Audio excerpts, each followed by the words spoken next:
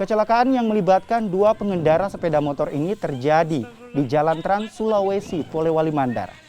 Tepat di depan SPBU, salah satu pengendara yang baru saja membeli BBM dengan menggunakan jerigen terlibat tabrakan dengan pengendara sepeda motor lainnya.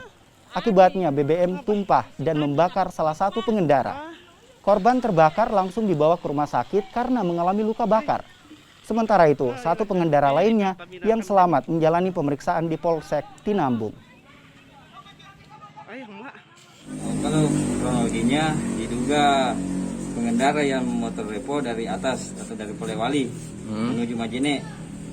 Tiba-tiba kendaraan yang Honda Supra keluar dari Pertamina, lalu ditabrak dari arah Polewali.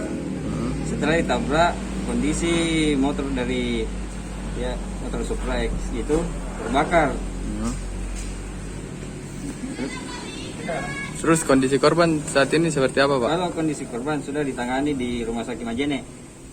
Untuk pelaku yang menabrak korban, Pak? Sementara ini diamankan di Polsek Tinambung. Termasuk juga barang bukti kedua? Ya, termasuk barang bukti sudah diamankan di Polsek.